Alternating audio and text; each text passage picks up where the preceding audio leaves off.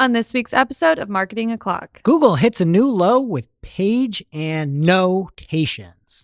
And new GA4 capabilities are hatching, and it has to do with customer matching. All on today's show. Welcome, you are listening to Marketing O'Clock. Just stay tuned. Digital marketing news, but let's get specific. Digital ads, SEO and analytics, social media and more. Pretty much everything that'll make your website perform. With new shows every Friday. We give you the news with sass and puns and definitely hot takes. Thank you for tuning in. You know what time it is. It's officially Marketing O'Clock. Settle in, sit back, keep it locked. Hey there, I'm Greg Finn. I'm Julia Matier. And it's officially Marketing O'Clock. Here on November 29th, 2024.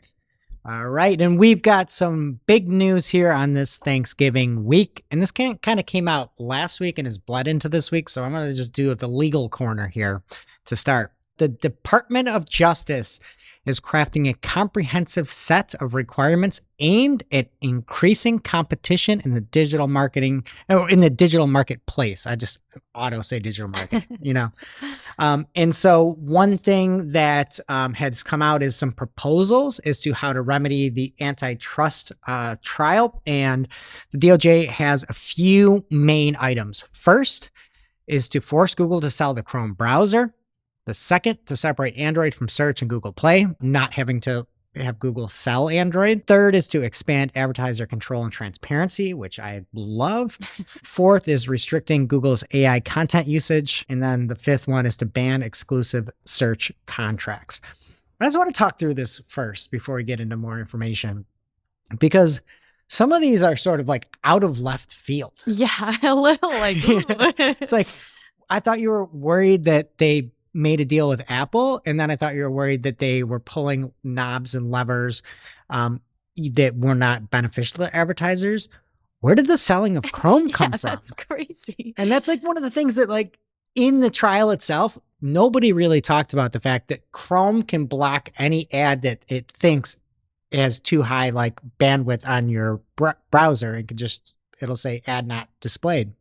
And it's like, they didn't even talk about that. Mm-hmm. In the trial. Now they're like, well, you have a monopoly on text search ads is what they call them. And you have these partnerships. You got to sell Chrome. I just don't see where why not like analytics or something? Like, I don't get where that came from. That seems like they're like, this could be good. Yeah. Let's get rid of it. That one didn't make sense.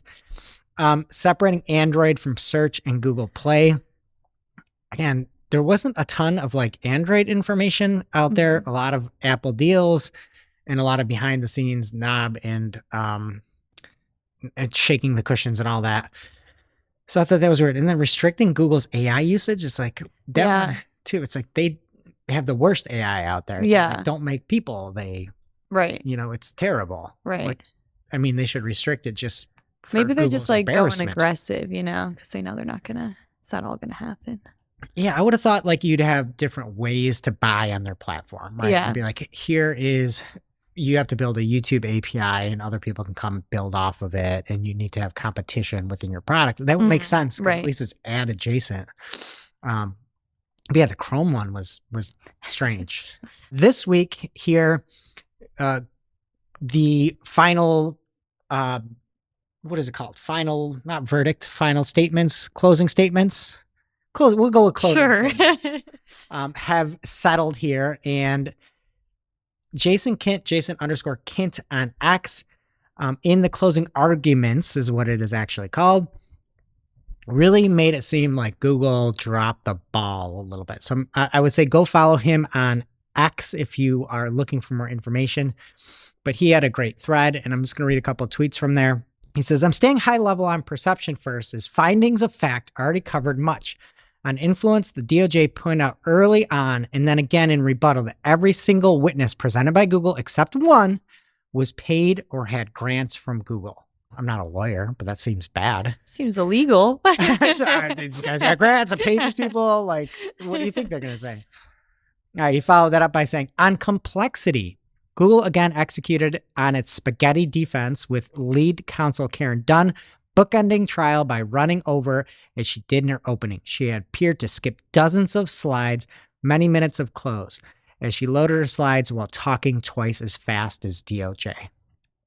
Again, doesn't sound very persuasive. And then it says, on deception, the DOJ didn't bring up Google's evidence deletion or mislabeled docs. The court did. She made it clear she hadn't forgotten this and how other courts had ruled on it as Google tried to leverage internal messages in defense.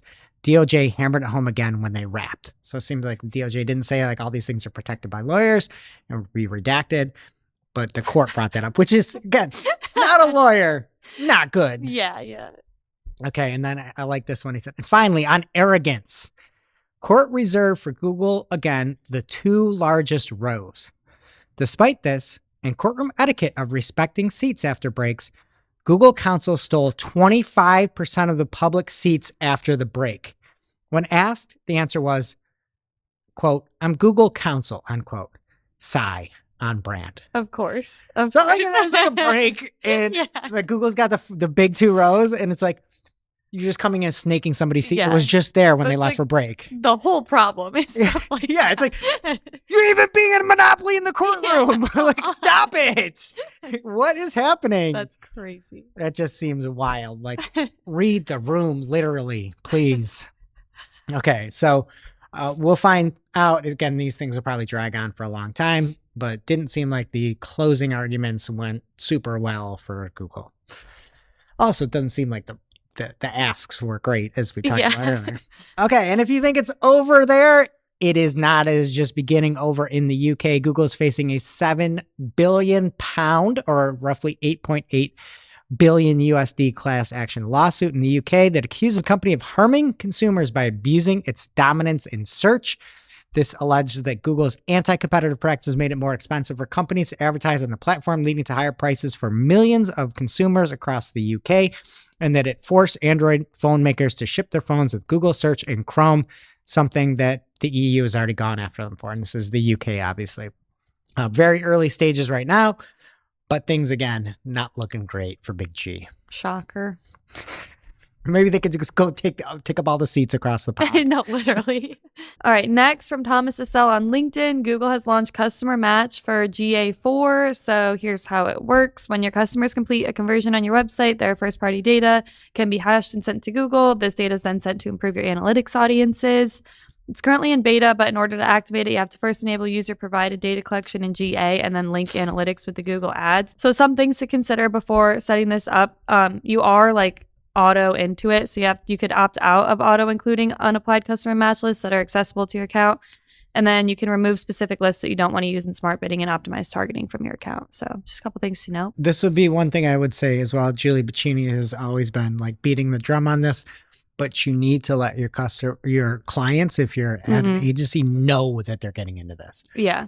Like you need to know you're capturing emails at the time of sale and giving it right to Google. Like just do not just sign up for this. Yeah. Or make sure you opt out. We have what may be the worst thing that I have ever seen Google do. I feel like I've been saying this a lot lately. To publishers? Almost the worst thing Google ever did. I feel like I only say it when it's real. Yeah. I don't know. Tell me if this is incorrect. Okay? And everybody out there listening right now, form your own opinions. Tell me if I'm just making this up or if it is as atrocious as I think. And I'm just going to read a sentence from Barry Schwartz's article over on Search Engine Roundtable. He says, like Google hasn't taken enough away from you. Now Google is taking users who are on your website and taking them to search. They will likely never find their way back to your website again. Wah, wah. And on the Google iOS app browser, there is something new called Page Annotations. And according to Google, this is to help, quote, extract interesting entities from the web page and highlight them in line, unquote. So there might be something about a specific monument, and that would be interesting entity. You can then click on it and you'll go to like the Google business profile for the monument or whatever. Oh, perfect. Yeah. Or like a location or something. Yeah. And so that was the example that they had given. It was for Osaka Castle.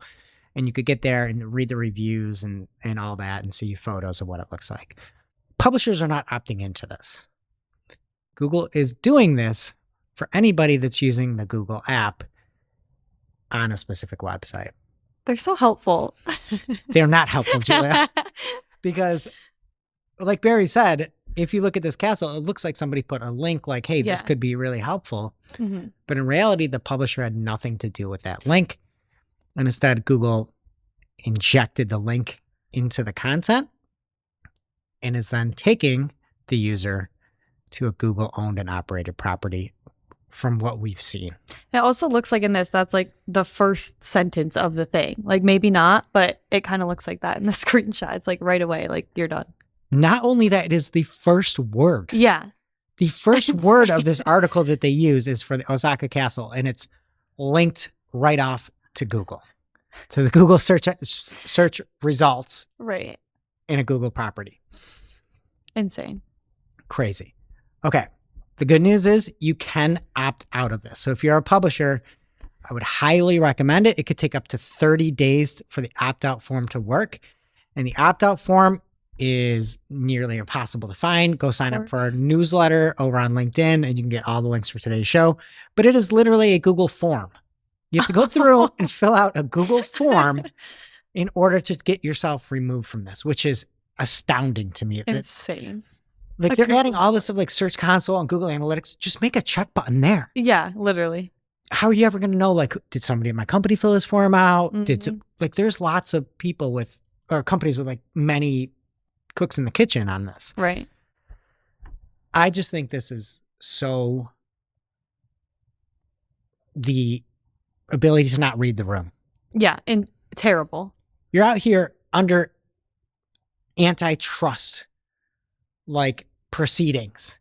And your thought is to go find entities that you have that, I'm just going to quote this one last time, interesting entities from the web page and highlight them in line and send them to Google. That to me, this should be like another trial. No, like literally straight to jail. Like this is terrible. Okay. So you're probably thinking, well, interesting entities. Maybe it's not going to be that bad. Okay. Anthony Higman just today on Wednesday the 27th was reading Search Engine Roundtable. And it wasn't the first word. It was the fifth word of Barry's article. It says Google is updating its Google Ads misrepresentation policy. The word Google Ads was linked off to because apparently they extracted that interesting entity from Barry's article and sent people to a search for the term Google Ads.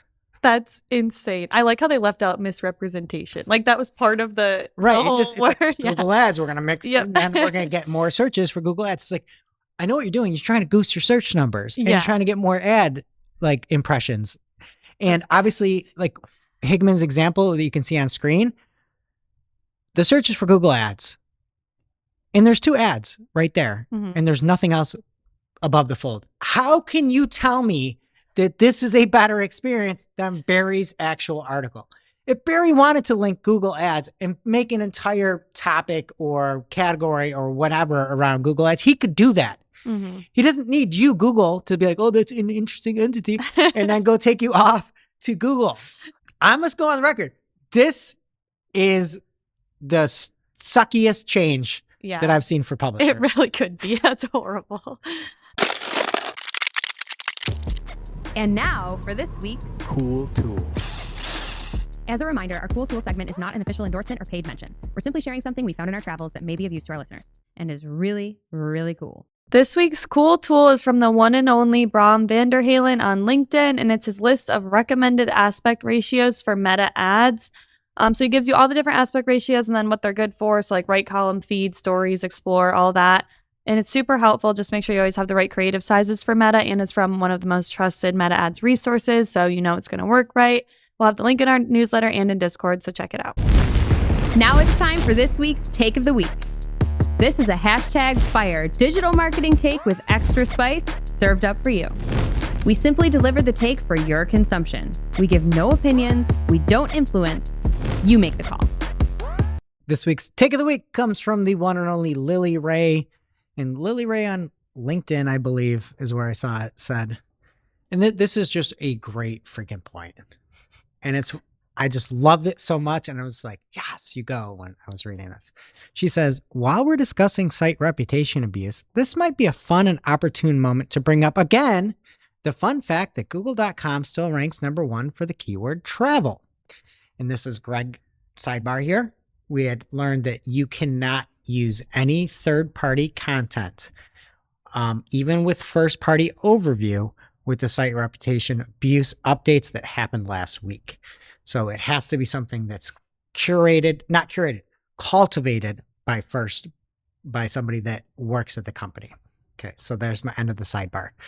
Lily goes on to say, yes, the #1 page on the internet for the keyword travel is apparently google.com/flights.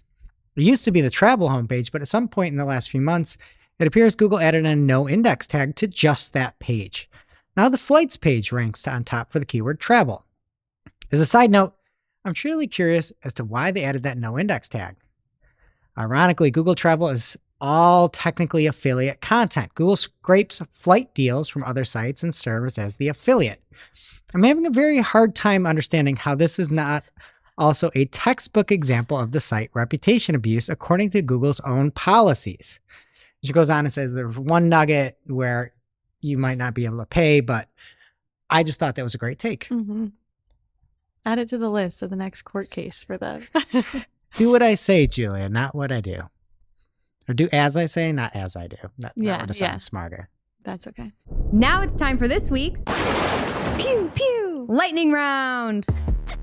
At this point in the show, we split up our content into 3 parts: paid, organic, and social.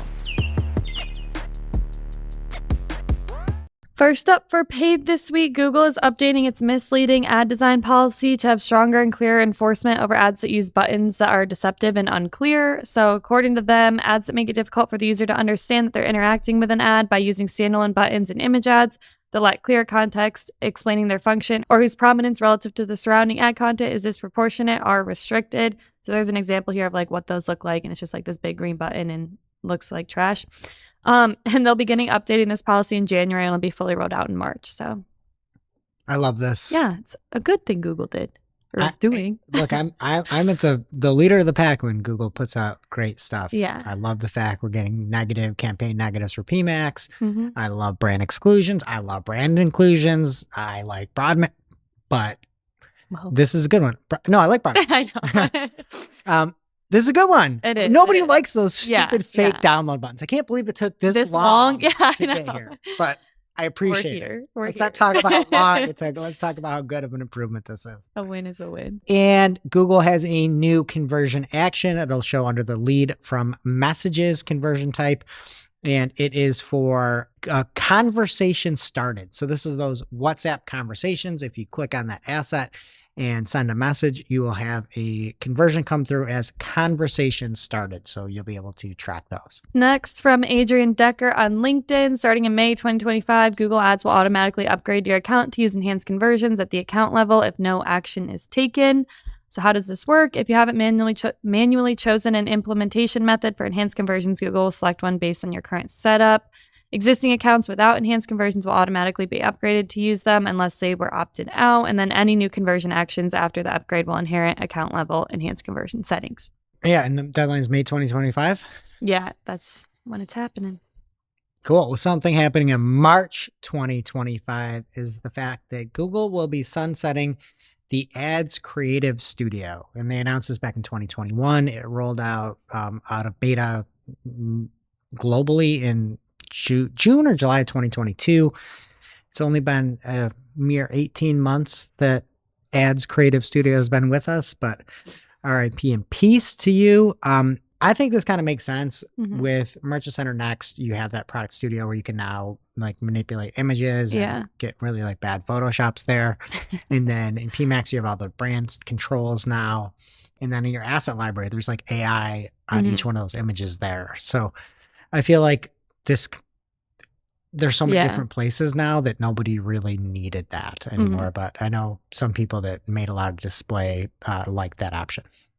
Well, RIP. Next, Google outlines 2025 Ads API roadmap, outlining 5 major releases planned throughout the year. So 3 major, 2 minor. The first major ones like February to March, and then June to July, and then October to November. So it's a tentative schedule right now, and it could be adjusted, but keep an eye out for those. All right. And from being hot on LinkedIn, the ugly ads guy, he was breaking down that email that went out from Meta that may impact some people targeting those lower funnel conversions and some specific parameters. If you haven't seen that, there was a message from Meta saying that the core setup may change, and you may have restriction of certain sharing customer parameters and parts of the URLs following the domain. That there could also be a restriction on specific custom events. And then in certain regions, and it seems like industries, that there will be like full restrictions in place for optimization of your campaign. So Bing went on to say that he thinks that most advertisers will be spared from the brunt of this and won't even notice, but a small percent in certain categories will be significantly impacted. Some of those being medical. I know we talked that supplement folks might see a little bit of an impact there. But yeah, the fact that you're not going to be able to optimize for certain objectives, like low funnel, like that could really hurt certain industries. So I'm not sure if that relates to you, but check it out. And I would check out this article from Bing over on LinkedIn. Then from Anthony Higman on X, a quick Google Ads update. The payment methods section is going away soon. It'll be moved to the billing settings section as a drop down. So there's not really a specific date for this, but if your payment methods disappear, check under the billing settings. Did you meet Higman? Yeah, I did. Did he live up to your expectations? He did. Okay. What a guy. I don't know if you follow him on LinkedIn, but there was the most un-Higman-like post that I've ever seen in my life. We get back from San Diego and I open up my LinkedIn and there's like Higman being like a human being. He's like LinkedIn engage baiting. It's a picture of him outside like an F1 car in San Diego. And this has to be AI. This has to be ChatGPT article. Oh, yeah. He's like writing in normal case. And he's like, being a good at Google Ads manager is like being a Formula One racer. It's all about the speed, strategy, and precision. It's like, Higman, all you do is yell. What is this? Who are you? Literally. I don't know. I looked at that and I'm like, this is just AI. Is that picture out front of that bar? It's like right down the street a little bit. Oh, I was like, how did I miss that? Like right up front. Anyway, sorry. Yeah, it's like within a block. Gotcha. But it's Higman in a race car and like the most AI content you've ever seen. Higman, we need you to be you. All right. And then Google is testing LSAs within the local pack results. And we saw some LSAs showing up for some branded terms before in the local pack. In this case, it was Len Raleigh that was searching around for like plumbers in Houston. And you can see that like Google screened and it's at the top placement. And some people saw it at the bottom placement of those local packs, which is a big deal because those are, you're paying per lead on those. And if more of those are coming in to get more ad space, the more prominent, the more that if you do local, you need to be doing LSAs. And I talked about it on the It's New show with Barry Schwartz, Crystal Carter, and Morty Oberstein. We don't do LSAs. We don't do like local stuff. We do e-com, lead gen. But yeah, LSAs seem like hard work, but with more visibility, like more, I guess, in need than ever if you're in LSAs. Then from Thomas Essel on LinkedIn, an AI-powered report generator is now showing in some Google Ads accounts. You can find it under the report sections, and then when you click into reports, create reports, it pops up on the side, and it helps you build detailed reports by asking specific questions about how you want to have the report. So some pre-made suggestions were like, what are my top campaigns? Are things better than last month? How are my clicks trending? Who's seeing my ads? And a few other ones. You can also write your own prompt for the report, which is nice. He said he likes the way it works and presents data. I played with it a little bit earlier and it's okay, I guess. But if you're looking for a basic report, it can be super helpful and save a lot of time. So it's definitely worth trying out and seeing what comes up with. This week is Black Friday. Yeah. Cyber Monday is right here. We have a lot of work to do. Yeah. I probably would appreciate this generate report AI technology, but not now. What do I want, Julia? I just want the platforms to work. Yep. Yeah. What happened this week, Julia? Just, I don't know. The platforms didn't work. Yeah. So I think it was on Monday of this week. You just couldn't get anything done. And we're all scrambling for Black Friday. We're like making tons of changes, and Google Ads just is super, super, super slow, and then just goes down. Yeah. I literally messaged like 10 people and I was like, can you get Google Ads to work or is it just me? Like, I was like, what's going on? Yeah. So everybody's like panicked. Yeah. It's Black Friday week, and just save the report generators for down the road. And I have another suggestion. Okay. Make it opt out of these things where it's like, if I just want my account to load and I don't want AI, can I just do that? That's actually a pretty good idea. You know? Yeah. Like, can I just work? I want like an option to be like work first and then I can deal with all your stuff later. Yeah, I'll flip over to the AI thing. Yeah. But I feel like every time they launch these things, like performance just suffers, and then we just suffer. Yeah. But there were a bunch of articles out there, and I thought I had a good tweet. Yeah, that's pretty funny. I said, dig in the new Google Ads holiday colors just in time for the holiday season. And I had the red bar of death that we all got on Monday. All right, and into the organic news this week. First up from Glenn Gabe. He said, a heads up for the sites impacted by the latest site reputation abuse manual actions. And he goes in a quote saying, based on Google's policy update, for those that are trying to circumvent these manual actions by moving that content to another directory, just realize that Google has clearly documented that view. It's right in their spam policy documentation, and that is called policy circumvention. So if you are going out and trying to bypass specific content policies, you are then in violation of policy circumvention. So if you're trying to circumvent a different policy, you are then smack dab in the middle of policy circumvention. So don't do that. All right. And Merchant Center recommendations are now showing in Google Analytics. So Google said that these recommendations will alert you to issues preventing your products from being approved in Google Merchant Center. I think this is fine. If it's just trying to show like different products not making it in, I think that's fantastic. Yeah. Right. If it starts to say in analytics, like, hey, use Product Studio or all these other things, that's when it's like, all right.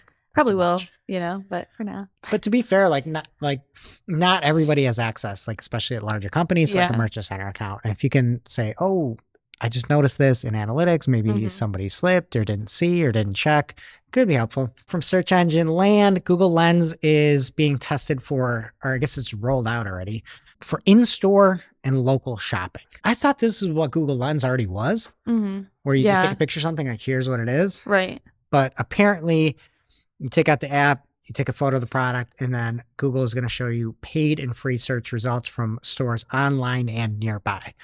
So I'm guessing it just kind of jumps right into like if it can identify a product to show like more like shopping, right? Yeah. I'm working on shopping a lot lately.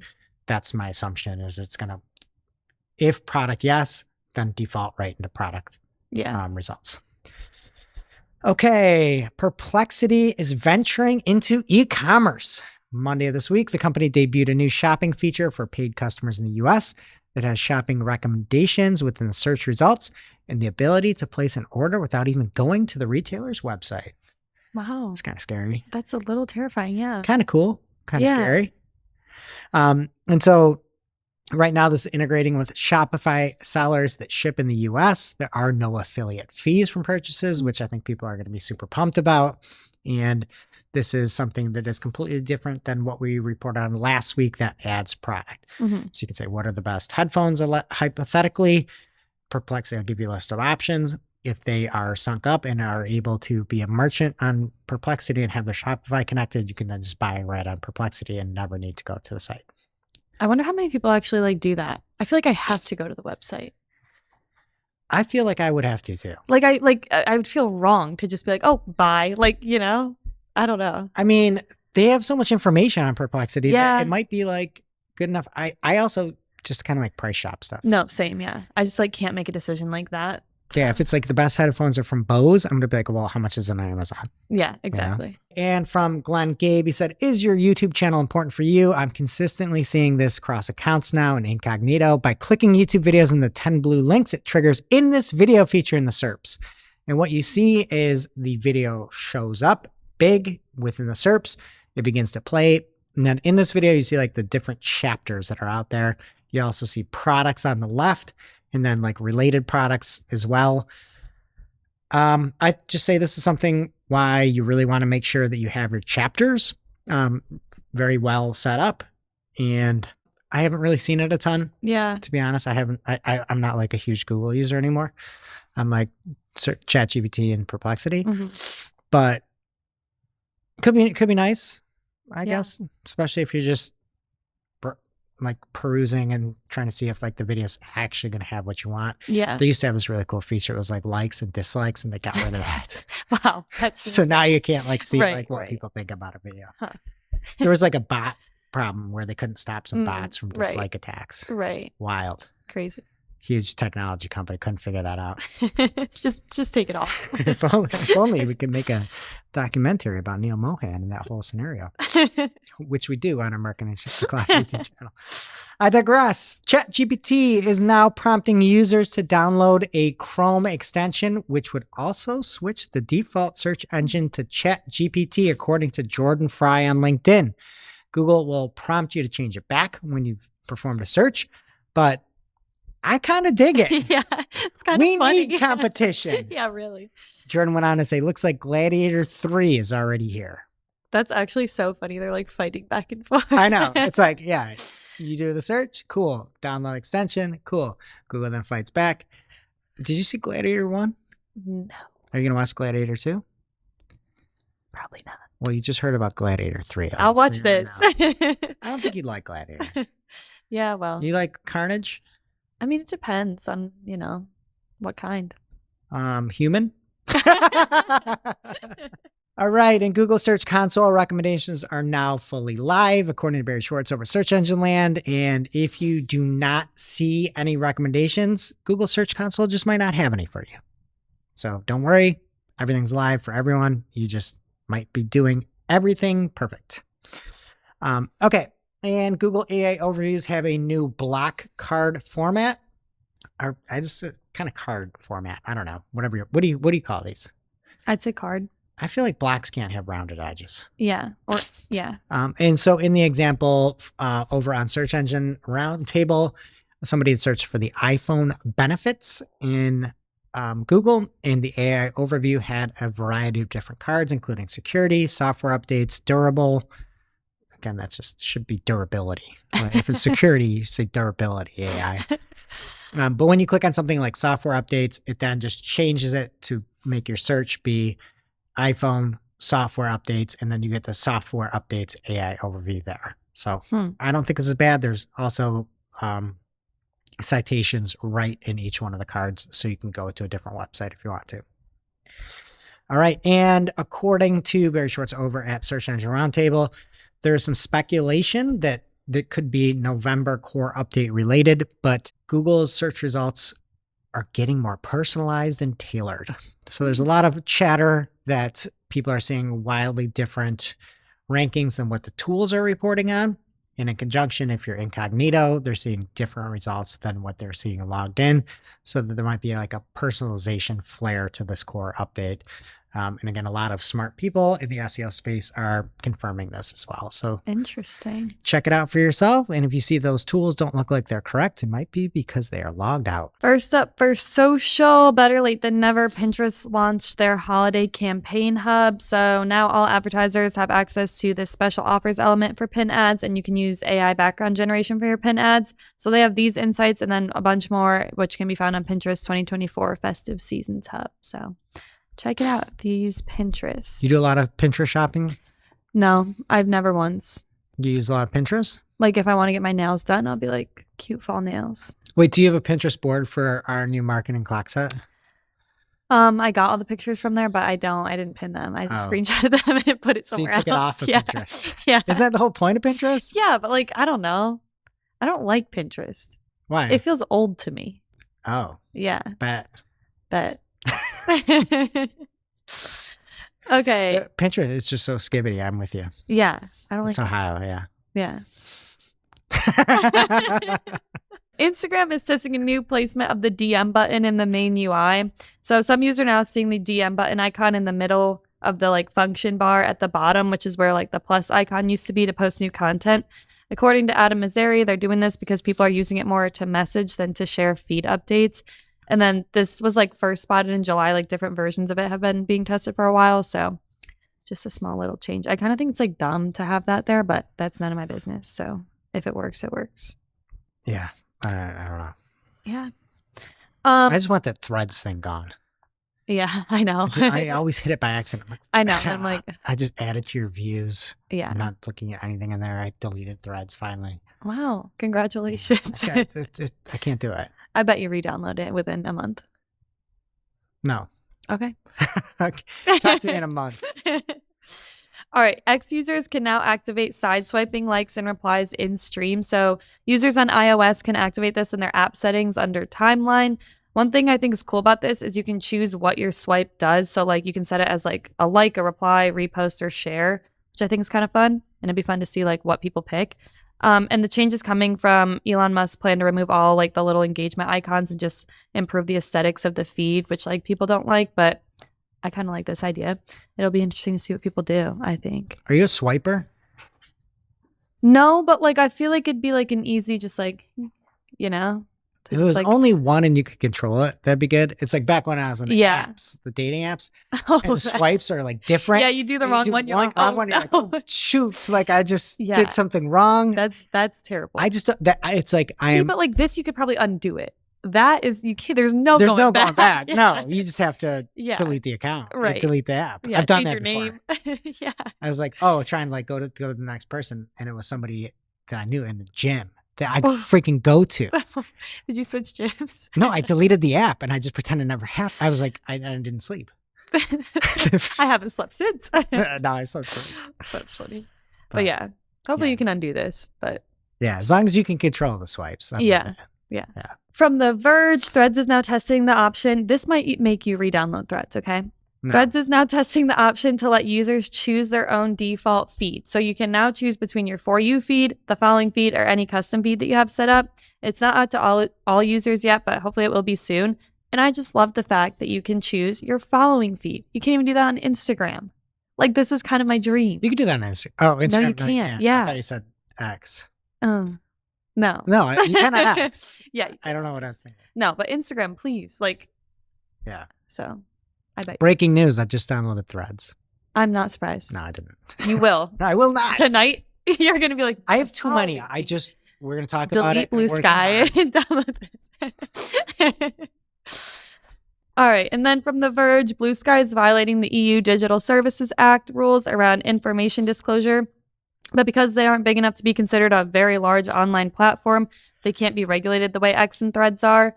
But since November 5th, its user count has been rapidly growing. And if it keeps up, this could become a problem for them soon. So November 5th? Was it the 5th? I really don't know anything.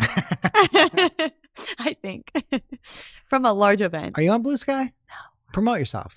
How do you find Julia on Blue Sky? You don't. Okay. Or on X. Or Oh, you're on X. Okay, listen. And then last, for social, X adds an NFL portal to encourage sports engagement. So it just makes it easier for fans to track the latest news and chatter while contributing their own thoughts and opinions. And they have tabs for like live scores, current standing, and team stats. So I think this is pretty cool, but I think that they should have like one for like current reality dating shows, because that's the only reason I use X. And I feel like that'd be so fun. You can like, each tab is like a different dating show, and you can just be so good. Best dating show in the past few months. Love Island, always. Always? Always. Is that the daily one? Yes. Can't do daily. So good. In the summer. Do it. Oh, it's so good. No, I'm like 3 episodes into Love is Blind. I need to watch this season. I haven't. I've been slacking. There's a lot of very hateable people on there. Good. I like everybody, but there's some people that are like, who just run from this man as fast as you can. Oh, no. Yeah. Well, I'll have to watch. And that brings us to our real life segment. Straight out of our accounts and into your ear holes. It's time for Working Hard or Hardly Working, where we talk about what's going on in our IRL work, good, bad, or otherwise. Hardly working for me this week is the auto apply recommendations in Microsoft. It's literally so annoying. I got this email the other day that was like, oh, your auto apply recommendations are going to go soon if you don't opt out. And I was like, we should be opted out. And so then I like went to the account, had to go through like 15 different settings to find it. And it says we were like signed up or like opted in on like November 10th. So I like messaged the other girl. I was like, did you opt us into this for a reason? She was like, I didn't. And we think we're auto opted in for no reason. Auto opted into auto recommendation. Yeah. Because like none of us did it. We don't know who could have done it. It must have been them. So I opted us out. But just like make sure you're checking those emails because they're sneaky and could auto opt you in. I don't know if this is working hard or hardly working just because it's more to maintain. But a lot of people are talking about Blue Sky. And I had set up an account a long time ago. There's just nobody on it. Yeah. It's weird. You don't have a handle. You have like a .com or something weird. You'd be like Julia.com. That's kind of sick. Yeah. Well, you like julia.bluesky.com or whatever. But I put out a post on X and Blue Sky, and Blue Sky almost had as much engagement as X, which I thought was pretty crazy. Do you have a lot of followers on there? Like, how's it work? I mean, I think I have like 7,000 on X and like 200 on Blue Sky, and I got 9 likes on X and 7 on Blue Sky. So I'd say that some people on there are probably at least like it's very vibrant community. And if you are looking to build up a profile, get your name out there, meet people, Blue Sky might be a good spot to go. I'd still like X just because there's like entertainment. You know what I mean? Like you go on Blue Sky, it's like business. It's like LinkedIn Light. You know? Yeah. Yeah. And the other thing that always happens is whenever there's a new network, half of the content is how awesome the network is. Yeah. It's like, oh, we got the Blue Sky deck. Oh, here's the X reasons Blue Sky's potential is the sky. It's like, yeah. But, should I make one? Sure. Okay, I won't. Yeah, make one. Now it's time for this week's ICYMI. ICYMI, people. This is something you just might not have seen. Maybe something that you overlooked, but you shouldn't have. ICYMI people, Bram Vanderhalen posted on LinkedIn the Ultimate Ads Libraries overview. So it gives you links to a bunch of different ad libraries and you can learn how competitors are running ads on these platforms. They provide details about audience targets, creative copy, and a bunch more. So thanks, Bram. Now it's time for our must-read marketing article of the week. An article so advanced, so in-depth, so detailed that we simply cannot cover it in its entirety on today's show. This week's must-read marketing article of the week comes from Remy Kurhas from Search Engine Land. I had the pleasure of being on or moderating a panel of his. Super, super smart guy. And the name of the article is How to Boost PPC Retargeting Efficiency with an RFM Analysis. And RFM stands for Reach, Frequency, and Monetary Value. So that's one thing that Remy, at least in his SMX talk at SMX Next, which you can go download for free, covered a ton, is like how to make sure you're getting new reach and how you're reaching the right people and how you're not like exhausting your current base. And he's got a whole ton of metrics and ways to look at this. But he does a great job of just breaking down what RFM is, when you would want to use it. And he has some examples of like how to better segment your retargeting audiences, like how you would target VIPs differently than frequent buyers or customers that are at risk or bad customers, and how you'd want to look at RFM differently for those. When you don't want to use RFM, when you're looking at the analysis, and then just in general, like tips and tricks and best practices. So if you are looking at that for, again, your reach, frequency, and monetary value, I would go check that out over on Search Engine Land. Thank you, Remy. And now onto our playlist of curated songs to work to, which you can find over at playlist.marketingclock.com. What's going on the playlist this week? All right, for me this week, I've got Before We Disappear by Chris Cornell. Nice. And I've got Burnin' Down by Alex Warren. All right, that does it for today's show. It is now officially not Marketing O'Clock. Thanks for listening. We miss you already. We can't wait to see you next week. Thanks for listening to Marketing O'Clock. If you're looking for more information on today's topics, head over to marketingoclock.com/newsletter to receive every single article we covered. We share the news as it breaks in our Discord community. Head over to community.marketingoclock.com to join. Welcome to this week's Shootin The Heck, where after our famous Friday news show, we don't talk about marketing anymore. We just shoot the heck. And maybe it's a little bit marketing adjacent, as we wanted to talk about just our experience at Brighton SEO / HeroConf. And it was overall really great just to be able to see a ton of people. I know last year there was a lot of attendance. It was like double this year. And there were a lot of people that like I've just never seen before. And I kept being like, oh, you're the guy from the internet. I know I talked about that last week, or you're the gal from the internet. But it was really cool seeing some of that. Did you have anything that really stuck out to you? I mean, yeah, just like being there and everyone's like talking. There was so many people there, which I was like not expecting. Like, that's the biggest hotel in the world, maybe. But I don't know. It was so cool. It could be. One thing that really stunk coming back is I've got one of those pillows that you inflate and you can stick your hands in, and then you can put your head down on so you like don't like throw your back out. It maybe worked for 20 minutes, and then I woke up deflated, and I kept like blowing the thing up, putting my hands in it, sticking my head down, and then it would progressively get slower and slower, and I get like 30 seconds of sleep, and then I'd wake up, and then I get like 15 seconds of sleep. It was brutal. That's on the terrible. red eye home. How did you sleep? I did not. For 1 minute, I did not sleep on the way home. Okay. Want to know what's even worse than that? What? Well, I slept in 1 hour and 2 minutes somehow. Oh, nice. In 2 minutes. That's what my app said. There was somebody from a Rochester group that was complaining that all she can do on planes is sleep. Oh, that must be so hard for her. Somebody's like, I hate you. No, literally. I was like looking around watching everyone sleep, just like, I wish I could be you right now. Like, I know. Terrible. I just cannot do it. I also do not understand how people lay down like that. No, Is your back okay? Like, no, my back is not okay. No. I could never. It's still like broken. But that was really funny. I thought being out at the bar. Oh, yeah. Was it whiskeys, bangers, and ginger or something yeah, like that? I don't know. It's fun to be in a bar with all marketing people. That was a funny thing to experience. It was fun. There were a couple people that like some SEOs like do not know how to handle like booze. Or, you know. Yeah, and there were a couple people that maybe had been overserved a little bit and were a little creepy.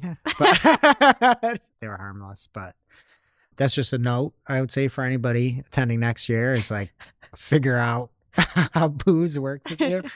And then we just had like a really funny trip on the way back. It sucked. We were like in Detroit, like on the tarmac for a while. But our team was like super funny, and like somebody had like leaned their chair back, like when you're not allowed to, you have to take off, and the flight attendant come over and like ma'am, move that up, and we Lexi on our team, she's like, you go, queen, to the flight attendant. It was so awesome. But yeah, it was like overall really fun. Just great to see a ton of people. There are a bunch of people we met. I know Brandon Kramer, we talked about that last week. Met a bunch of other cool people, Anthony Belanca. Just great to see people. And we've got a ton of interviews coming out too. So I think we've got nearly 30, somewhere between 25 and 30.